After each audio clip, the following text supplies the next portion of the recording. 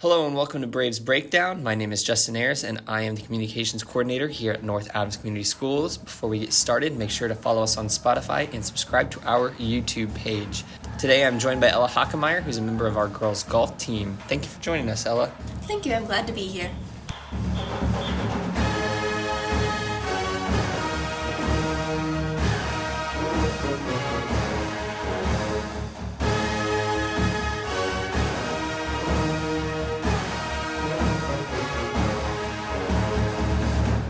So can you tell me about how you got into the sport? My grandpa did it, my mom did it. It's been a part of our family tradition that we do it.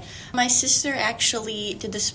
She's 4 years older than me, and she did golf, and she had a fun time, so I decided to follow in the steps. So have you been playing since you were young? Yes, we have a golf outings every single year that helped me get into golf because it guaranteed me times that I would play every summer, and it's always just been a family thing we've always done together. We're doing this interview after the season has concluded, so can you give just a little rundown on how things went for you guys this year? It's kind of disappointing compared to last year, but that's to be expected because we lost 4 seniors. It's kind of what it is, and that's okay because next year we're going to be better because we're going to have more experience. Are you bringing back most of your golfers? I think so. Hopefully we get a few new ones, but we had no seniors losing this year, so we are not losing anyone this year. What was it like to make the regional meet this year? Scary, honestly, when I was in sectionals and Maki, because only 3 girls go to regionals individual-wise. And he's like, right now you're leading the girls for individualists. That was a lot of pressure there. And if I got 2 more points less, then I would have not made to regionals. Can you tell me a little bit about your sport and what matches look like and what practices look like? So we usually practice right after school every single day. However, golf compared to other sports, I feel like it's positive because we have very lenient schedules. So if you have to work or if you do another sport, Maki is completely acceptance to that, and he'll let you do your own thing because he knows he wants you to be he wants you to be multiple sports and well cultivated. And that's beneficial to all of us because that doesn't just push us into just doing golf. You can do cheer, you can do cross country, it's all acceptable. And most days it's us just putting or driving the drive range, and Maki gives us personal work if you want to help improve yourself in some way. What is a match like? You put your bag together, then so then you get sent to a hole. And when you get sent to a hole, that's the first hole you start on, and you usually play with 2 other girls because you usually play in threesomes. Then you exchange your cards, and if it's a bigger match, they tell you which order you will first start hitting off in. You hit, and then you play around, and usually we play double par, so you can't go out any more over double of the par it's set for that hole. So if it's a par 4, you can't get more than an 8, which is beneficial to the ones that aren't as good as golf, where you just have a bad hole because that's a guaranteed hole. Compared to like my regionals, one of the holes I just had a really bad hole and I got a 9 on it on a par 4. So if I would have been playing double par, that would have benefited me in multiple weights, which is super good, especially for new golfers. So how does the scoring work? Can you tell me a little bit about scoring in dual meets and invitationals? They usually go by top 3. And then like for regionals, how I got into regionals, but my team didn't, is because they take the 3 top individualists. From non-advancing teams? Correct. So who are some of the leaders on your team and how do they show it?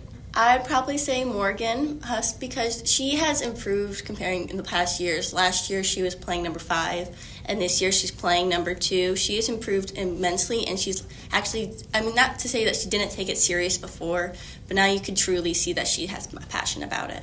She always accepts everyone in whatever we're doing, so if we're going to go to the putting range, then putting green, then she always accepts everyone in and wants to make sure that we're all included. And if we go out playing holes, she always asks everyone. Who are some of the younger kids on the team that people should keep an eye on over the next couple of years? I think they all have it. They all have the opportunity of it. I would probably say Ava Bellmont and Layla Post because they both have a positive attitude towards it. They're always trying to make the situation funner and making sure that you're always having a good time. It's not just this serious game that if you get one stroke wrong, it's the end of the world. It's just all fun and games, which is okay in golf because it's all a mental sport. And what's that like? It's kind of like geometry, honestly, because if you have to hit the right club to go the right distance, and if you hit the wrong club, then you're mad at yourself because you're like, I should have took in for the win factor, and now I'm going to be 50 yards short. What is your favorite thing about your team? Probably how much we enjoy each other and how close we are, because there's 6 of us. So everything, like, we don't have really groups that we individually break off into. We're all one big group, which I feel is very necessary in a team sport. It's individual sport, but it's more of a team effort because your teammates help you impact on each other. They help you do better. What are some things that you and your teammates do outside of golf? Well, most of us golf, even in the spring or the summer, we golf. It's not like we just, like, that's it. Like, you do it in the fall and that's it. Some of them do other sports together that, like, help them stay connected. It's not that I'm not in those sports. I just do, like, swimming and stuff like that.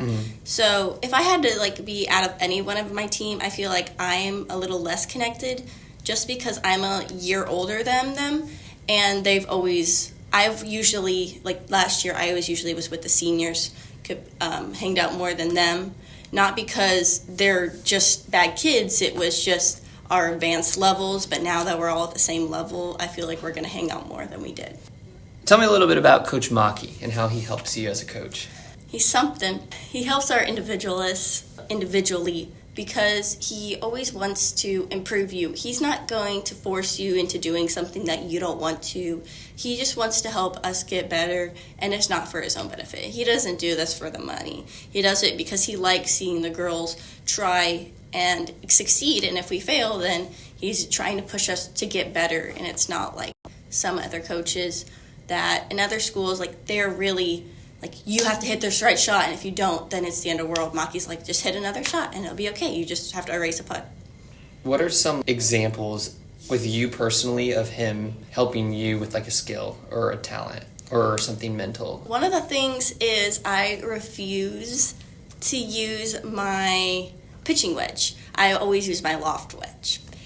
And basically a loft wedge makes it go up higher, and a pitching wedge, it makes it more bump and run and, like, bounce on the ground. And the one time he helped me a lot because I hit my pitching wedge, which I do not do. And instead of going all the way down the hill and out of bounds, it actually stayed up on the hill. Yes, it hit a tree, but it's still on the green. Hit the tree and bounced back on the green, which was very helpful in that situation. He's helped me on my short game a lot this year. I've always been able to go the distance of my clubs just because I swing really, really hard, which is another thing he's helped me on because I have really bad tempo, but he has helped me a lot through that. How has he helped contribute to the team chemistry? He's always lighthearted. Nothing's ever too serious. Yes, there's times where he's serious, which is good, but most of the time he's lighthearted. It's okay. The shot's going to be okay. Even if his weird comments like, did you mean to put it there, go on? Yeah, that's fun. Oh, he always brings us snacks. He buys us snacks. Most of the time it's grapes or Rice Krispie treats. Those are the best. How has the sport of golf helped you grow as a person? Mostly mentally, having to figure out with your own challenges, finding out it's going to be okay if you make a mistake.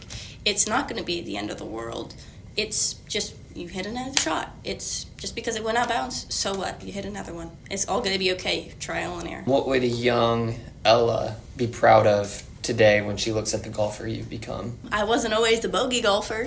She would be very happy at that. She probably would have never thought she was going to make it in the 90s instead of being in the, like, hundreds.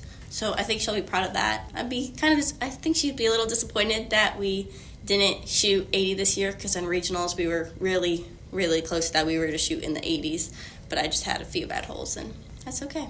I feel like she would be glad that I grew as a person as well as other teammates, and I'm not just pushing myself away from everyone. What would you say to somebody who is considering joining the girls' golf team? Do it.